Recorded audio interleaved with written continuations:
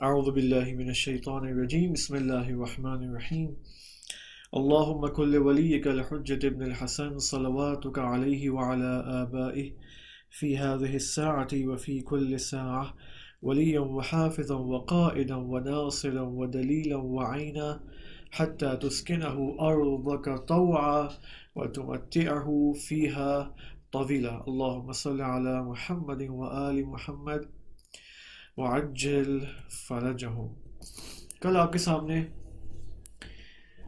3 دن سے ہم تقریباً شیطان کے اوپر اور شیطان کی انسانی زندگی میں دخالت اور یہ جو تمام آبھاسی جس کو ہم کلی عنوان دے سکتے ہیں شیطان شناسی، 3 دن سے یا 3 سے 4 سیشنز میں ہم شیطان شناسی کے اوپر بات کر رہے تھے، اور کل ہم پہنچے تھے کہ حیات دنیا حیات نما ہے، حقیقی حیات نہیں ہے، کہ سورہ حدید کی آیت نمبر 20 میں اس حیات دنیا کو بہترین کیٹیگرائزیشن کے ساتھ بیان کیا گیا ہے۔ انسان کی جو زندگی ہے، جب انسان پیدا ہوتا ہے، پیدائش کے بعد انسان بچپنے کے دور میں آتا ہے، اور پھر انسان نوجوانی، پھر جوانی، مڈل ایج، اولڈ ایج، یہ تمام 5 لیولز آف زندگی اور مراتب کو قرآن مجید نے اپنے کلام میں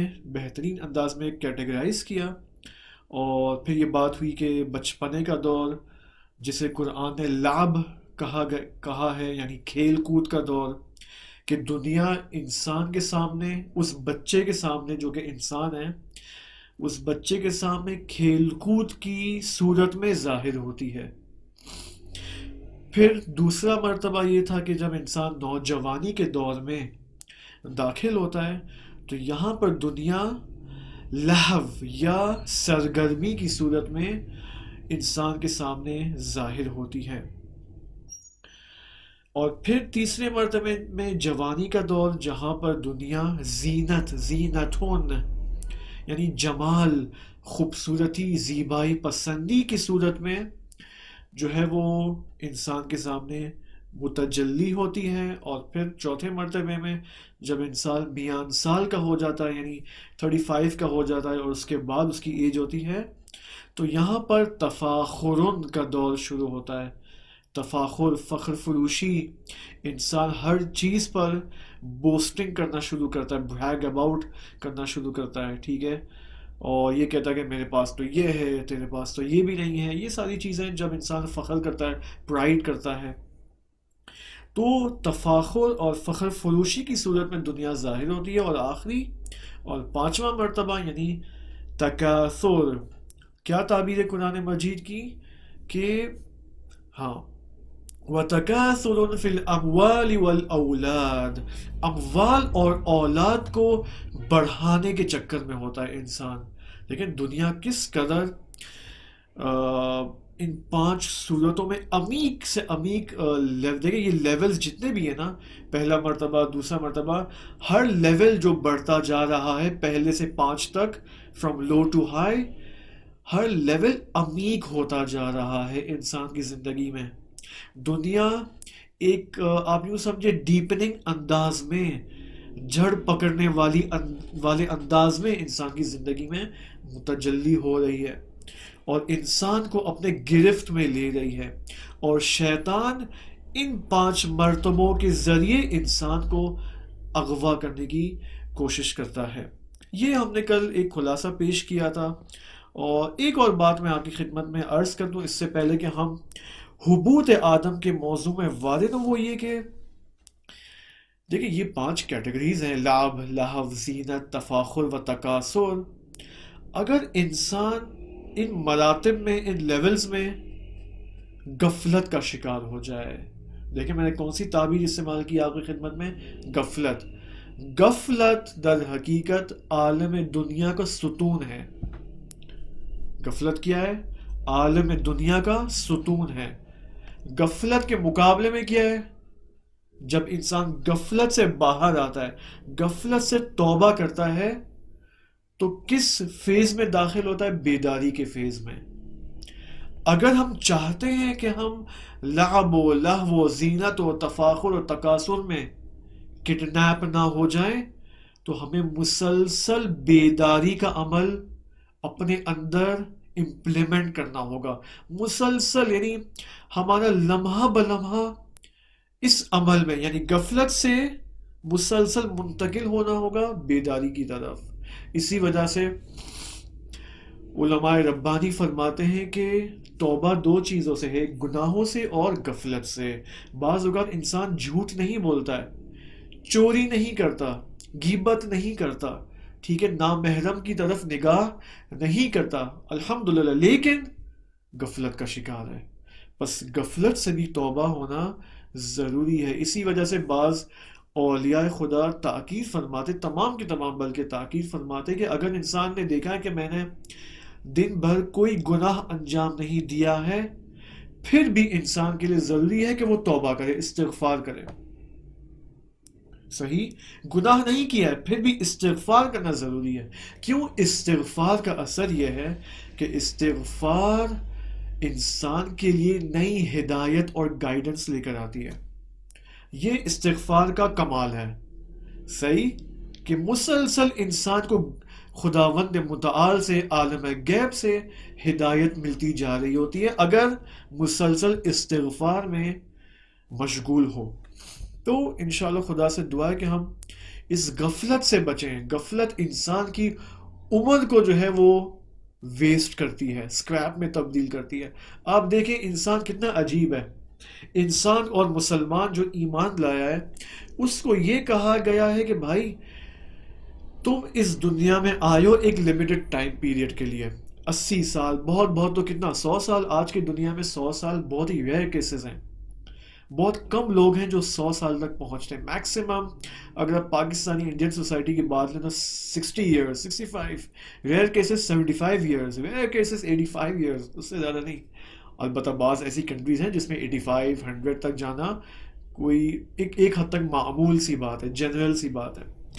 لیکن ہم وہی 65، 70 میں شمار کرتے ہیں اپنے آپ کو. البتہ خدا ہمیں لمبی عمر دے انشاءاللہ تاکہ اس کے دین کی خدمت کر سکیں.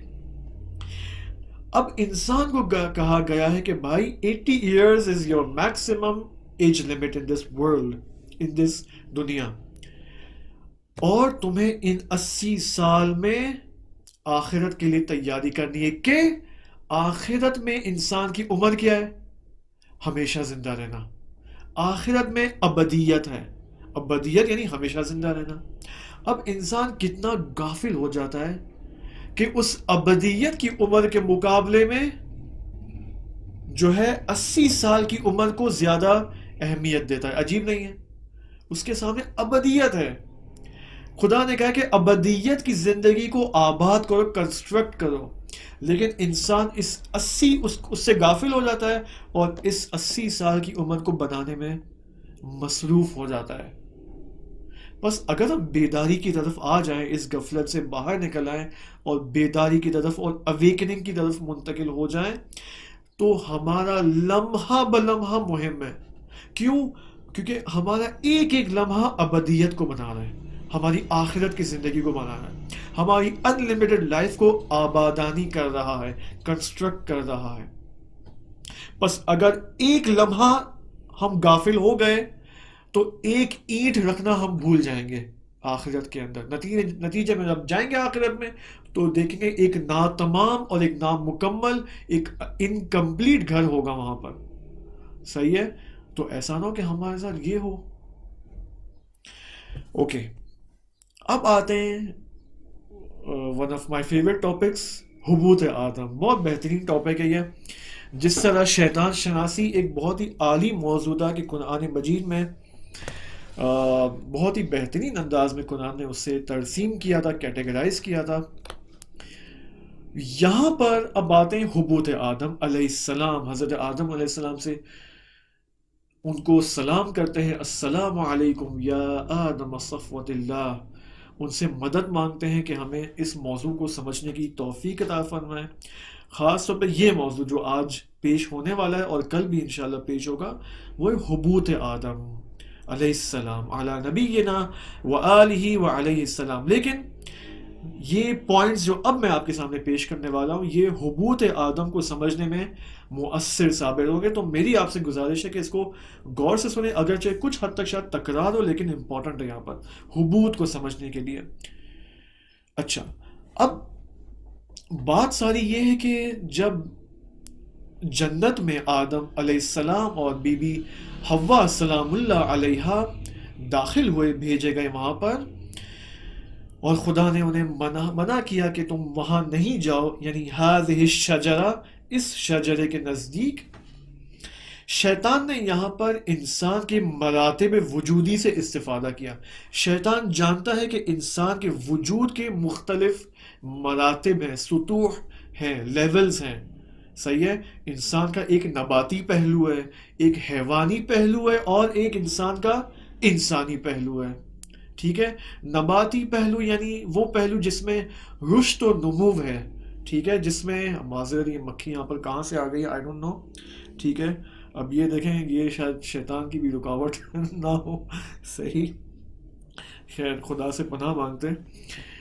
اب بات کیا ہوتی تھی, ہاں نباتی پہلو. نباتی پہلو یہ ہے کہ جس سے آپ کہتے ہیں نا گیاہان, پودے, صحیح ہے, یہ سب نباتی ہیں, یعنی ان کے اندر رشد و نمو ہے. صحیح ہے, ان کے اندر بلڈ اپ ہے, یہ لوگ تربیت پا رہی ہے. نباتی اور یہ گیاہان, یہ پودے, یہ انسان کے اندر رکھا گیا ہے. صحیح ہے, انسان مسلسل رشد و نمو میں مشغول رہتا ہے. اسی طرح انسان کا حیوانی پہلو ہے جس میں تولید نسل ہے اور جنریشن کی تولید ہے, اور شہوت جنسی وغیرہ, یہ حیوانی پہلو ہے. اور پھر انسان کا انسانی پہلو ہے کہ وہ مقام روح و نفس ہے, جو کہ مقام روح و نفس ہے. اور یہ جو حیوانی پہلو ہے یہ انسان کا بدنی پہلو ہے, یہ ہمیں یاد رہے. اب شیطان نے دیکھا کہ انسان کا مرتبہ بدن موجود ہے, وہ جانتا تھا.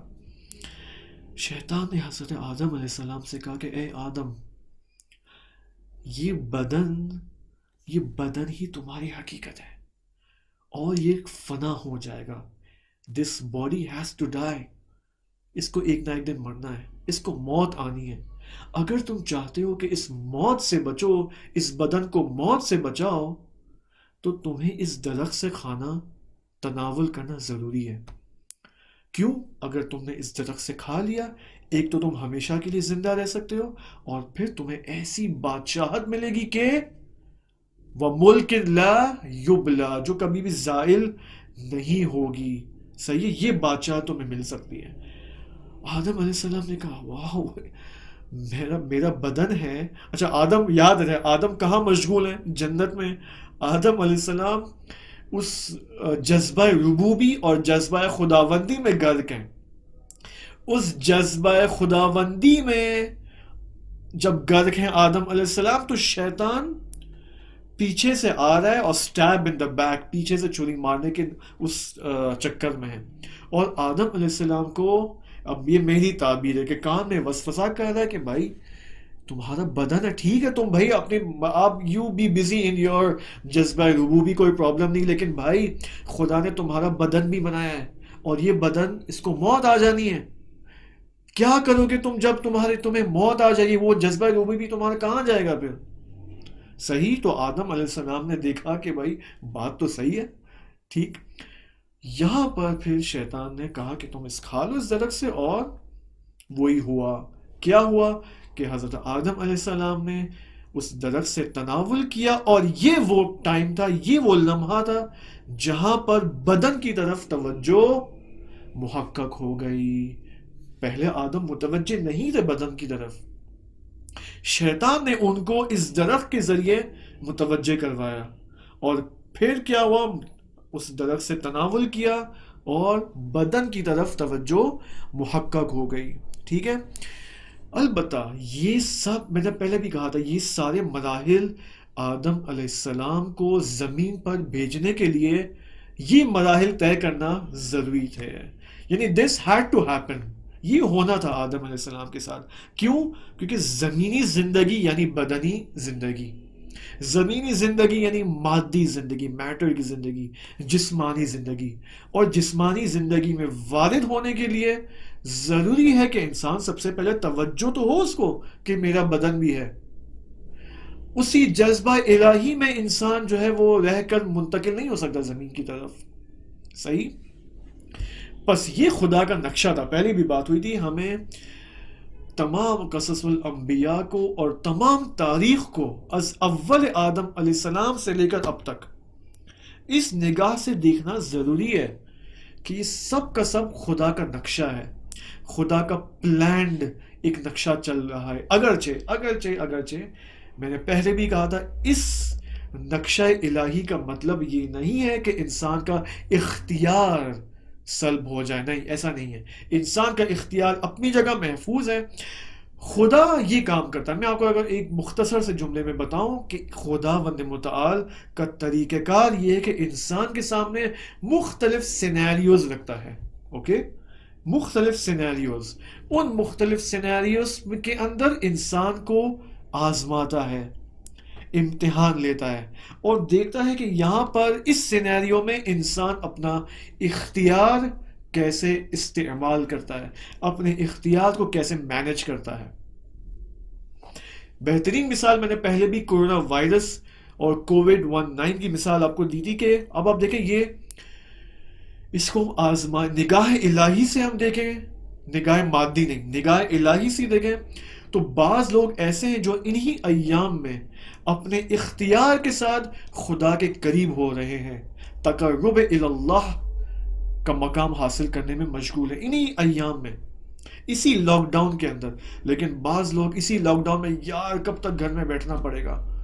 صحیح. یہ اس کو مشکل کے اعتبار سے دیکھتے ہیں، مشکل کی نگاہ سے دیکھتے ہیں کہ ہم تو تھک گئے لاک ڈاؤن سے، گورنمنٹ کب لاک ڈاؤن ختم کرے گی اور ہم باہر نکلیں اور سی ویو جا سکیں اور ہاکس بے جا کر ہم مزے اڑائیں اور پکنک کر سکیں اور فیملی سے ملاقات ہو جائے. ہم تو تھک چکے ہیں اس لاک ڈاؤن سے. ہم دیکھیں یہ ایک نگاہ ہے، یہ ایک نگاہ ہے. اور بعض لوگ مزید پستی میں جا رہے ہیں. وہ کیسے کہ بھائی ابھی تو بہترین فرصت ہے یار، میڈیکل کا بزنس جو ہے وہ اوج پر ہے، ماسک اوج پر ہے، ہم جو ہے ماسک کو جو ہے وہ ایک جگہ منتقل کر کے چھپا دیتے ہیں. ہے نا، بعض لوگ یہ کیسز آتے ہیں کہ بہت، فار ایگزامپل ایک نیوز میں یہ تھا کہ 1 لاکھ ماسک جو ہے وہ کسی گوداؤن میں پڑے ہوئے، کسی ویئر ہاؤس میں پڑے ہوئے، کسی نے چھپا کے رکھے ہوئے وہاں پر. اب آپ دیکھیں یہ پستی ہے. بس بعض لوگ خدا کے قریب جا رہے ہیں، بعض لوگ خدا سے دور ہو رہے ہیں. تو یہ اس زمینی زندگی کے اندر یہ ہوتا ہے. اچھا اب بتا، یہ اگزامپل میں نے اب کہاں سے شروع کی تھی، میں پھر بھول گیا ہوں. ٹھیک ہے، اوکے. اب توجہ آ گئی بدن کی طرف. اب یہاں پہ پوائنٹس آ رہا ہے یہ کہ یہ توجہ ہونا شجرہ ممنوعہ کی طرف، ٹھیک ہے، اور اس کے نتیجے میں بدن کی طرف توجہ محقق ہونا یعنی دنیا کی طرف توجہ ہونا. جیسے ہی آدم نے شیطان کے وسوسے میں آ کر اس شجری کی طرف توجہ کے ساتھ نگاہ کرنا شروع کی، یہاں سے دنیا سے تعلق پیدا ہونا، دنیا سے کنیکشن کریٹ ہونا شروع ہوتا گیا. اسی وجہ سے کہتے ہیں بدن انسان کا سمبل ہے دنیا کے لیے. بدن یعنی دنیا. اور اس دن آپ کی خدمت میں دنیا اور زمین یعنی دنیا اور ارض کے درمیان ایک فرق میں نے آپ کو بتایا تھا کہ ارض یعنی یہ زمین، اس میں کوئی عیب نہیں ہے، ارض تو خدا کی مخلوق ہے، خدا کی خلقت ہے. لیکن دنیا کیا ہے؟ دنیا یعنی تعلق بے زمین، دنیا یعنی تعلق بے بدن. اور یہ وہ چیز ہے جس کو ائمہ علیہ السلام نے اپنی احادیث میں جس کو کنڈیم کیا گیا ہے. صحیح ہے کہ تمہاری دنیا تو یہ ہے، تمہاری دنیا تو وہ ہے، یہ احادیث میں ملتا ہے. یہ کون سی دنیا ہے؟ یہ وہی دنیا ہے کہ دنیا یعنی تعلق بے بدن. ٹھیک ہے، اور یہ وہ دنیا جس کو قرآن نے لعب و لہو کہا گیا ہے. لعب و لہو و تفاخر و تکاثر، اور یہ وزینت، یہ وہی دنیا ہے یعنی تعلق بے بدن، کہ انسان کو اس دنیا سے پرہیز کرنا چاہیے. اوکے. اب یہاں پر ایک بہت بہترین نکتہ ہے، وہ یہ کہ سارے نکات بہترین ہیں کیوں؟ قرآن کی تعلیمات ہیں. بالآخر اچھا، اب یہاں پر ایک اور اچھا اور بہترین نقطہ یہ ہے کہ یہ جو توجہ محقق ہوئی، اب اس کو غور سے سنیں، یہ جو توجہ محقق ہوئی بدن کی جانب، صحیح ہے، آدم علیہ السلام نے دیکھا میرا بدن بھی ہے، او ریئلی، یہ توجہ کہاں حاصل ہوئی، کس مقام میں؟ مقام روح و نفس میں۔ آدم علیہ السلام جب جنت میں وارد ہوئے تو اپنے مقام و روح نفس میں جذبہ الہی میں غرق تھے، ٹھیک ہے، یہاں تک تو واضح۔ اب اس مقام میں رہتے ہوئے بدن کی طرف توجہ محقق ہوئی ہے، چونکہ ایسا ہوا ہے، چونکہ مقام روح کے اندر رہتے ہوئے بدن کی طرف توجہ ہوئی ہے، بس اس کا مطلب یہ ہوا، اس کا نتیجہ جو علماء اور مفسرین لیتے ہیں وہ یہ کہ اس کا مطلب یہ کہ روح بدن کا حصہ بن جاتی ہے یہاں پر، صحیح، روح انسان کے بدن کا جزء قرار دی جاتی ہے یہاں پر، صحیح ہے، پہلے روح کا تعلق بدن سے نہیں تھا، صحیح ہے، اس توجہ کی وجہ سے، اس عدم توجہ کی وجہ سے، وہ توجہ چونکہ نہیں تھی پہلے، تو روح اگرچہ خلقت میں آدم علیہ السلام کو جب جنت میں بھیجا گیا تو اس وقت بدن بھی موجود تھا، روح بھی موجود تھا، لیکن روح بھی موجود تھی، لیکن روح جو ہے وہ متعلق بے بدن 100% نہیں تھی، صحیح ہے۔ اب یہ جب توجہ محقق ہوئی بدن کی جانب تو یہاں پر روح کاملاً کمپلیٹلی 100% اس بدن سے متعلق ہو جاتی ہے، اس بدن کا جز بن جاتی ہے، اب روح کاملاً بدن کے فریم کے اندر قرار دی جاتی ہے۔ پس آدم علیہ السلام کے لیے یہ تعلق پیدا کرنا لازمی تھا زمین میں آنے سے پہلے۔ یہاں پر علامہ طباطبائی رحمۃ اللہ علیہ فرماتے ہیں کہ ان کی روح کی بلندی کے لیے ایک صلوات پڑھ لیتے ہیں، اللہم صلی علی محمد و آل محمد وعجل فرجہم۔ علامہ رحمۃ اللہ علیہ فرماتے ہیں کہ جب یہ توجہ محقق ہو گئی بدن کی جانب، اب یہ وہ موقع تھا کہ جہاں پر انسان کی شرمگاہیں اس کے سامنے نمایاں ہو گئی، ظاہر ہو گئی۔ قرآن مجید میں یہ آیت دیکھیں، بسم اللہ الرحمن الرحیم، فَلَمَّا ذَاقَ الشَّجَرَةَ بَدَتْ لَهُمَا سَوْآتُهُمَا، پس چونکہ ان دونوں نے اس ممنوعہ درخت سے پھل کو کھایا، ان کی برہنگی ان کے لیے آشکارا ہو گئی، صحیح ہے، یہ وہ موقع تھا۔ اب آپ دیکھیں، اب یہاں پر ہمیں ایک بہت اساسی اور بنیادی فرق دیکھنا ہے بین انسان و حیوان۔ دیکھیں، جیسے ہی بدن کی طرف توجہ بڑھی آدم علیہ السلام کی، فوراً شرمگاہیں ظاہر ہو گئیں، صحیح ہے، اور بعد میں جو آیت ہمیں ملتی ہے وہ یہ ہے کہ وَطَفِقَا يَخْصِفَانِ عَلَيْهِمَا مِنْ وَرَقِ الْجَنَّةِ، آدم علیہ السلام اور حضرت حوا سلام اللہ علیہ نے اپنے بدن کو اور اپنے عیوب کو، بدنی عیوب کو جو ہے وہ درخت سے، ورق جنت سے، جنت کے کاغذوں سے جو ہے وہ ڈھانپنا شروع کیا، فوراً جیسے بدن عریان وہ فوراً ڈھانپا انہوں نے اپنے آپ کو۔ اب آپ دیکھیں حیوان، ایک حیوان کو آپ دیکھیں، وہ آیا اپنی شرمگاہ کی جانب آیا اسی قدر حساس ہے؟ آپ دیکھیں حیوانات گلیوں میں گھومتے ہیں، صحیح، آیا انہوں نے کوئی لباس پہنا ہوتا ہے؟ نہیں، ان کی شرمگاہیں آشکارا ہوتی ہیں اور ان کے لیے کوئی قباحت نہیں ہے کہ ان کی شرمگاہیں آشکارا ہوں، کوئی ان کو پرابلم نہیں ہے، اس کو کبھی نہیں دیکھتے، ان کے لیے ان کی شرمگاہیں ایسی ہیں جیسے ان کا ہاتھ ہے، ان کا پاؤں ہے، صحیح، یہ نظر آتا ہے ہمیں۔ لیکن انسان کہ اس کی خاصیت یہ ہے کہ وہ نظام روحی رکھتا ہے، دا سسٹم آف روح رکھتا ہے، اس کے اندر سول ہے، روح ہے، نفس ہے، جبکہ حیوان کے اندر روح و نفس نہیں ہے۔ اسی وجہ سے انسان اپنے اعضاء اور جوارح کے عیوب کی جانب حساس ہوتا ہے، سینسیٹیو ہوتا ہے۔ بچے کی میں نے پہلے آپ کو مثال دی تھی کہ جب ایک بچہ جو ہے وہ 5 سال کا ہوتا ہے، 6 سال کا ہوتا ہے، تو اس کے اندر یہ سینسیٹیوٹی جو ہے وہ حساسیت اجاگر ہونا شروع ہوتی ہے، وہ فیل کرنے لگتا ہے، ٹھیک ہے، میں نے آپ کو کہا تھا وہ بچہ جو ہوتا ہے وہ سب کے سامنے کپڑے نہیں بدلتا، وہ اپنے کمرے میں جا کے بدلے گا یا وہ اپنی واش روم میں جا کے کپڑے بدلے گا. لیکن 2 سال کا بچہ وہ ایسا نہیں، وہ اس کو پرابلم نہیں ہوتی. کیوں؟ کہ وہ ابھی آہستہ آہستہ رشد و نمو کے اس پروگرس کے مرحلے میں اس کو طے کر رہا ہے. لیکن جب وہی 5 سال کا ہو جائے گا تو نہیں، he will start feeling sensitive to his bodily parts. اچھا ٹھیک ہے، اب یہ انہوں نے ڈھانپنا شروع کیا. وَطَفِقَ يَخْصِفَانِ عَلَيْهِمَا مِنْ وَرَقِ الْجَنَّةِ. اب چونکہ وہ جانتے تھے کہ یہ عیب میرے بدن کا حصہ ہے اور یہ شرمگاہیں میرے اندر موجود ہیں اور اس کو آشکارا نہیں ہونا چاہیے، ان کو آشکار کرنا کبھی ہے، برا ہے. یہاں پر اب ڈھانپنے کے بعد یہ سب کچھ ہو جاتا ہے اور یہ وہ موقع ہے کہ انسان کی تکمیل ہو جاتی ہے. انسان کا نظام یہاں پر کمپلیٹ ہو جاتا ہے، تمام شد 100%. جب ایک سی ڈی بنتی ہے، بعض نے سی ڈی بنائی ہوگی، ڈی وی ڈی، صحیح ہے، اب وہ ٹائم ختم ہو گیا، وہ دور ختم ہو چکا ہے DVDs and CDs کا. اب تو اسمارٹ سب کچھ ہو چکا ہے، ٹھیک ہے. لیکن پہلے زمانے میں، اب البتہ آج کل بھی بلو رے ڈی وی ڈیز بنتی ہیں، لیکن جب کوئی سی ڈی بناتا ہے کمپیوٹر پہ اس کو رائٹ کرتا ہے تو پہلا جو اس کا پروسیس ہوتا ہے رائٹنگ اینڈ رینڈرنگ کا ہوتا ہے.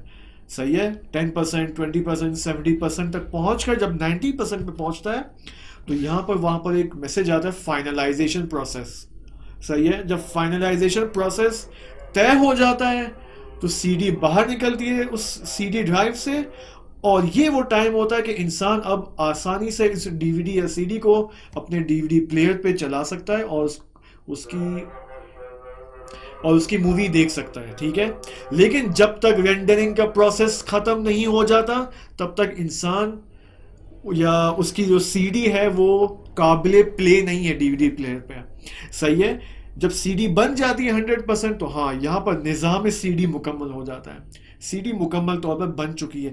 اسی طرح یہاں پر انسان اپنے اس کمال کے پروسیس کو طے کر چکا ہوتا ہے، اس کا نظام روحی بھی مکمل ہو چکا ہے. کیسے؟ توجہ پہ بدن، شجرہ کھاتے وقت جب توجہ پہ بدن ہوئی تو وہاں پر نظام روح انسان کے بدن کے ساتھ اٹیچ ہو جاتا ہے، ٹھیک ہے، اس کا جز بن جاتا ہے، اس کا حصہ بن جاتا ہے. یہاں پر نظام روحی مکمل ہو جاتا ہے. اور جیسے ہی اپنے بدن کو ڈھانپتے ہیں اور پہلے مراتب اور پہلے مراحل اینڈ سٹیجز کو طے کرنے کے ساتھ ساتھ جب یہاں تک پہنچتے ہیں اپنے بدن کے ڈھانپنے کے حصے تک، یہاں پر انسان کا نظام بدنی بھی تکامل ہو جاتا ہے. اب یہ دونوں مل کر اب کامل ہو چکے ہیں. لیکن یہ لیکن جو ہے نا بہت کمال کی چیز ہے، ٹھیک ہے. ایک جملہ آپ ختم کر دیں اور پھر آپ ایک لیکن کہہ کر اس جملے کو دوبارہ نامکمل قرار دیتے ہیں. پہلے جملہ کمپلیٹ تھا، پھر میں نے کہا لیکن. صحیح ہے، بالآخر انسان کی زندگی کا حصہ ہے یہ لیکن ہونا. لیکن قصہ یہاں پر ختم نہیں ہوتا. کیوں؟ کیونکہ جب انسان کا یہ باڈیلی اینڈ روحی سٹرکچر ختم ہو جاتا ہے، یہاں پر حضرت آدم علیہ السلام کو خطاب آتا ہے. اور خطاب میں کیا ذکر ہوتا ہے؟ حبوط. قُلْ نَهْبِطُوا، حبوط کرو تم لوگ. اب ہم حبوط پہ آتے ہیں، دیکھیں غور سے سنیں. اب حبوط اگر انسان سمجھ جائے بہت سارے مسائل حل ہو سکتے ہیں. واقعاً خداوند متعال نے کیا خوبصورتی کے ساتھ اس قصے یہ حضرت آدم علیہ السلام کو ہمارے لیے نازل کیا ہے. نبی اکرم صلی اللہ علیہ وآلہ وسلم کے قلب پر یہ قصہ نازل کیا. اور کیا بہترین نکات ہیں یہاں پر، انسان شناسی کے، تربیتی نکات، دیگر نکات. آپ دیکھیں اب یہاں پر کیا ہوتا ہے. اب عریانیت انسان کی، دیکھیں اب ہمیں اس کے اوپر دوبارہ آنا ہے، انسان کے بدن کے اوپر. جب انسان کی عریانیت سامنے ہوتی ہے، جب انسان، جس کو انگلش میں نیکڈ ہونا کہتے ہیں، ٹھیک ہے، معذرت کے ساتھ، جب انسان عریان ہو جاتا ہے، جس قدر، غور سے سنیں، جس قدر انسان کی عریانیت اس کے لیے کبھی ہوگی اتنا بہتر، اس قدر وہ انسان ہوگا. آپ دیکھیں بعض انسان ایسے ہوتے ہیں، آج کل کا تو کلچر بھی یہ بن چکا ہے، ٹھیک ہے، کہ اب یورپین کنٹریز میں چلے جائیں، عرب کنٹریز میں چلے جائیں تو وہاں پر وہ انسان بہت اچھا سمجھا جاتا ہے، جو زیادہ سے زیادہ عریان ہو، جو زیادہ سے زیادہ اپنے بدن کے عیوب کو آشکار کرے، یہ بہت اچھے اسٹیٹس والا انسان ہے، ٹھیک ہے؟ لیکن خدا کہتا ہے نہیں، یہ تو قباحت ہے، یہ تو تم اپنے حیوانی پہلو کو زیادہ ترجیح دے رہے ہو، کس کی نسبت؟ روحانی پہلو کے۔ بس جس قدر انسان، دیکھیں، جس قدر انسان کی عریانیت زیادہ ظاہر ہوتی چلی جائے گی اور انسان کو اس چیز کی سینسیٹیوٹی، یعنی اس کی سینسیٹیوٹی بدل جائے گی، اس کی حساسیت بدل جائے گی۔ انسان کو حساس اس چیز میں ہونا چاہیے تھا کہ میں اپنے بدن کو ڈھانپوں اور میں اپنے نظام روحی کو تکامل اور پرفیکشن کی طرف لے جاؤں۔ یہ اصل ہے، اصل سینسیٹیوٹی یہ ہے۔ لیکن اگر یہ حساسیت بدل جائے، کنورٹ ہو جائے اس چیز میں کہ نہیں بھائی، آپ دیکھیں بھائی، دنیا کا تقاضا آج 21st سینچری ہے، 21st سینچری کا تقاضا یہ ہے کہ انسان اپنے نظام روحی کو بھول جائے اور اپنے بدن کو آشکار کرے، صحیح، یہ آج کے زمانے کا تقاضا ہے، ٹھیک ہے؟ تو جس قدر انسان کی حساسیت اور سینسیٹیوٹی اس جانب ہو جائے بدن کو آشکار کرنے میں، اتنی ہی قباحت بھی یہاں پر کم ہو جائے گی اس چیز کی۔ اب یہ بات ذہن میں رکھیں اور یہ بات دیکھیں۔ اب اگر اس کی توجہ، اب یہ کیا ہے، یہ سب کیا ہے؟ یعنی بدن کی طرف زیادہ توجہ، یعنی عریانیت، میں اپنے آپ کو، خدا نہ خاصا یہ انسان ہے وہ اپنے آپ کو یہ کہہ رہا ہے کہ میں اپنے آپ کو زیادہ عریان کروں۔ اس کا مطلب یہ ہے کہ انسان اپنے آپ کو، اپنی توجہ بدن کی طرف زیادہ منتقل کرے۔ یہ تو واضح ہو گیا۔ حضرت آدم علیہ السلام کے ساتھ کیا کیا شیطان نے حضرت آدم کو یہ دکھایا کہ بھائی یہ روح تمہاری اصل میں نہیں ہے، تمہارا من حقیقی نہیں ہے، تمہارا من حقیقی کیا ہے؟ تمہارا یہ بدن، توجہ از روح بے بدن۔ جس قدر انسان عالم دنیا میں اپنی توجہ کو روح سے بدن کی طرف منتقل کرتا چلا جائے گا، اس کو کہتے ہیں حبوط۔ یہ حبوط ہے، حبوط آدم یعنی یہ، یعنی اپنے بدن کی طرف زیادہ توجہ کرنا۔ روح کی جانب پہلے توجہ تھی، اب اس توجہ اور اس حساسیت کو ختم کر کے، کم رنگ کر کے، توجہ زیادہ بڑھانا اپنے بدن کی طرف، اپنے بدن کو میک اپ کرنا، اپنے بدن کو دوسروں کے لیے جو ہے وہ کاسمیٹکس استعمال کرنا، اپنے آپ کو بیوٹی پارلر میں لے جانا تاکہ میں دوسروں کو دکھاؤں بازار میں جا کر کہ میں کیسی ہوں، میں کیسا ہوں، اپنے آپ کو باڈی بلڈنگ میں اس قدر مصروف کرنا تاکہ میں سب کو دکھا سکوں کہ میری باڈی جو ہے وہ کیا ہے، کیسی ہے۔ یہ سب کیا ہے؟ یہ سب حبوط کہلاتا ہے۔ حبوط پس کیا ہو گیا؟ اپنے روح کو بدن کی حد تک لے کے آنا۔ اب اس حبوط کے دو مراتب ہیں، لیولز ہیں، البتہ لیولز اس کے ڈیپ ہیں، ہم ڈیپ جائیں تو 5 سے 6 مراتب ہوں گے، انشاءاللہ اس کو ذکر کریں گے، لیکن کلی طور پر حبوط کے یہاں پر 2 لیولز ہیں، صحیح؟ اور حضرت آدم علیہ السلام نے یہ دونوں لیولز طے کیے۔ حبوط کا سب سے پہلا مرتبہ یہ ہے کہ انسان اپنی روح کو بدن کی خدمت میں لے کر آئے، صحیح ہے؟ اس کی روح بدن کے سروس پہ آ جائے، اس کی جتنی بدنی تقاضے ہیں، جسمانی تقاضے ہیں، جسمانی ضروریات ہیں، روح کا کام ہے کہ ان ضروریات کو پرووائڈ کرنا، اس کی خدمت کرنا، صحیح ہے؟ یعنی کیا؟ یعنی یہ کہ انسان اپنے بدن کو اپنی حقیقت سمجھنے لگے، as simple as that، صحیح ہے؟ جب ہم کہتے ہیں کہ روح، انسان کی روح بدن کی خدمت میں آ جائے، یعنی انسان اپنے من بدنی کو، اپنے تن کو اپنا حقیقی من سمجھنے لگے۔ اسے کہتے ہیں حبوط مکانتی۔ ایک ہے حبوط مکانی، ایک ہے حبوط مکانتی۔ حبوط مکانی یعنی ایک بالا اور فار ایگزامپل 5th فلور سے لے کر 1st فلور پہ آ جانا، یہ حبوط مکانی ہے۔ ایک مکان بالا سے مکان پائن تک آنا، اوپر سے نیچے آنا، اس کو حبوط مکانی کہتے ہیں۔ لیکن حبوط مکانتی یعنی ایک منزل سے، ایک مرتبے سے، ایک لیول سے نیچے آنا، صحیح؟ اس کو کہتے ہیں حبوط مکانتی۔ حبوط آدم علیہ السلام یہ تھا کہ آدم علیہ السلام پہلے مقام قرب الہی میں موجود تھے، یہ مقام و منزلت ان کو ملی ہوئی تھی، جب انہیں توجہ نہیں تھی بدن کی جانب، لیکن جب بدن کی جانب توجہ ہوئی، اس شجرے سے تناول کیا، تو یہاں پر خداوند نے متعال خطاب فرماتے ہیں وَقُلْنَا، دیکھیں وَقُلْنَا اهْبِطُوا بَعْضُكُمْ لِبَعْضٍ عَدُوٌّ وَلَكُمْ فِي الْأَرْضِ مُسْتَقَرٌّ وَمَتَاعٌ إِلَىٰ حِينٍ۔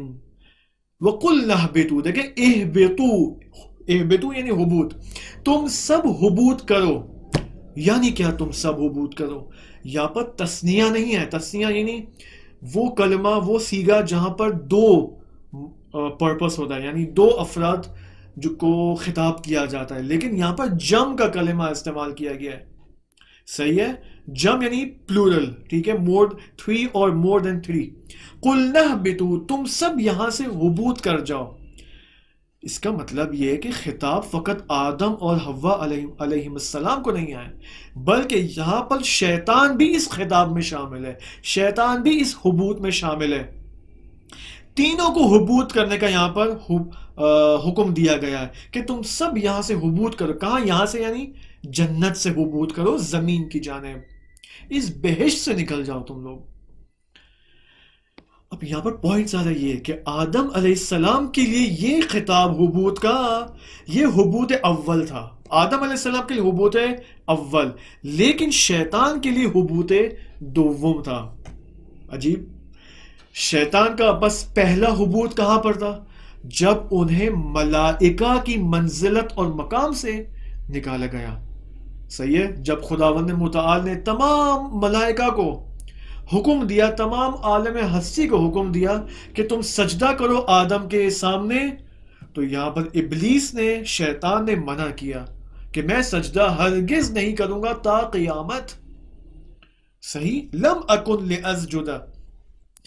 تو یہاں پر پھر خدا نے فرمایا فخرج منہا، تم یہاں سے نکل جاؤ۔ یہ شیطان کا حبوط اول تھا۔